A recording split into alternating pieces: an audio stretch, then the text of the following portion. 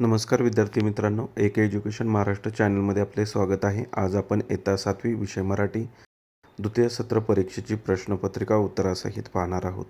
ही प्रश्नपत्रिका 50 गुणांसाठी आहे. वेळ 2 तास आहे. प्रश्न क्रमांक पहिला, रिकाम्या जागा भरा. 5 गुण.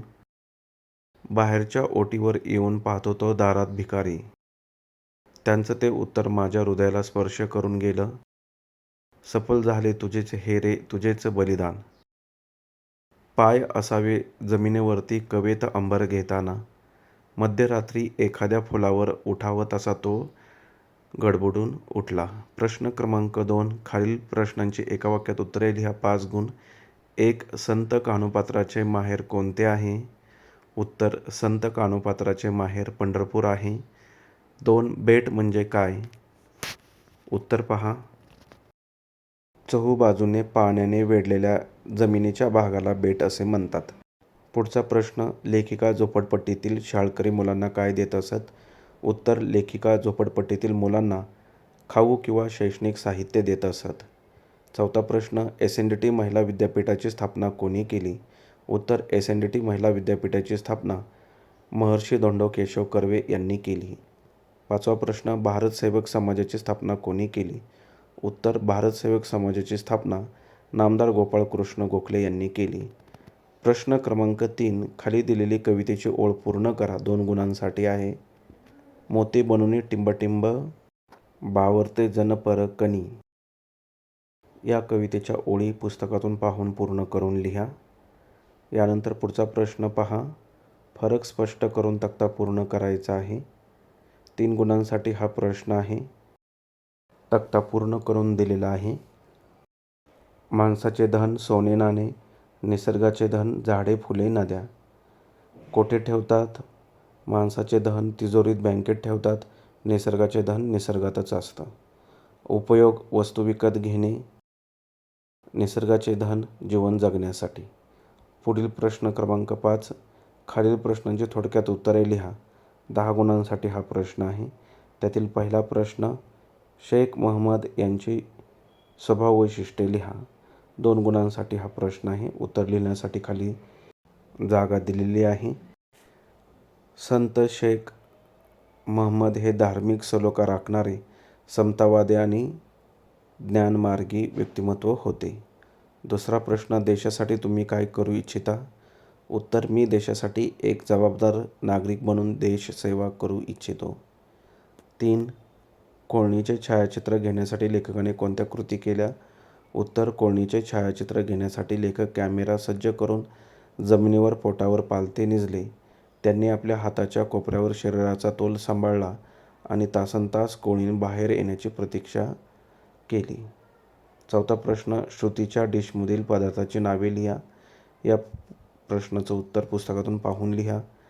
5वा प्रश्न, शास्त्रज्ञ डॉक्टर कसबे यांनी धोंड्याबद्दल कोणती माहिती सांगितली? उत्तर, डॉक्टर कसबे यांनी सांगितले की तो दगड नसून दुसऱ्या ग्रहावरून झालेला एक सजीव प्राणी आहे. तो दगड स्वतःभोवती फिरत होता आणि त्यातून प्रकाश बाहेर पडत होता. तो दगड ऊर्जा शोषून घेत असे. प्रश्न क्रमांक 6 समानार्थी शब्द लिहा. 2 गुण. 1. पाऊस, वर्षा, आकाश, गगन. पुढचा प्रश्न विरुद्धार्थी शब्द लिहा.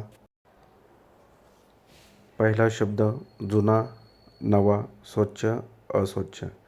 प्रश्न, खालील तक्ता पूर्ण करा. 2 गुणांसाठी हा प्रश्न आहे.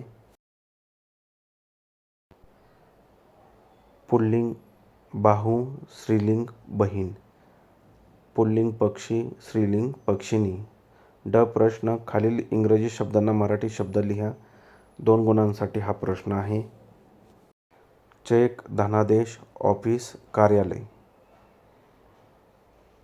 यानंतर पुढचा प्रश्न, खालील शब्दांचा वाक्यात उपयोग करा.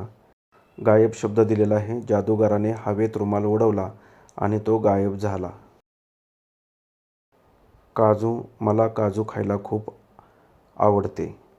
पुढील प्रश्न क्रमांक 7, त्यामधील खालील म्हणी पूर्ण करा. 2 गुण. असतील शेते तर जमतील भुते. दुसरी म्हण पहा. एक ना धड 12 चिंध्या. पुढील प्रश्न, अचूक शब्द निवडा. परिस्थिती.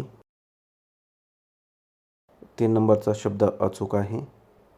निरीक्षण पहिला शब्द अचूक आहे. आशीर्वाद इथे लिहिलेलं उत्तर चुकीचं आहे. यामध्ये सुद्धा पहिला शब्द अचूक आहे. क प्रश्न. खालील वाक्प्रचाराचा अर्थ लिहून वाक्यात उपयोग करा. 4 गुण. 1. नाहीसे होणे, गायब होणे. जादूगाराने हातातील फूल गायब केले. 2. नकार देणे, नाही म्हणणे. आईने सहलीला जाण्यास नकार दिला. प्रश्न क्रमांक 8. खालील एका विषयावर निबंध लिहा. 6 गुण. 1. मी पाहिलेला गड किंवा किल्ला.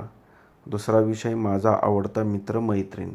यापैकी एका विषयावरती कमीत कमी 12 ते 15 ओळी माहिती लिहायची आहे. 6 गुणांसाठी हा प्रश्न असल्याने उत्तर पूर्ण लिहा. उत्तर लिहिण्यासाठी इथे जागा दिलेली आहे. इथे मी पाहिलेला गड किंवा किल्ला याविषयी माहिती दिलेली आहे. ती व्यवस्थित वाचन करा म्हणजे जेणेकरून तुम्हाला या प्रश्नाचं उत्तर लिहिता येईल. शेवटपर्यंत निबंधाचं वाचन करा.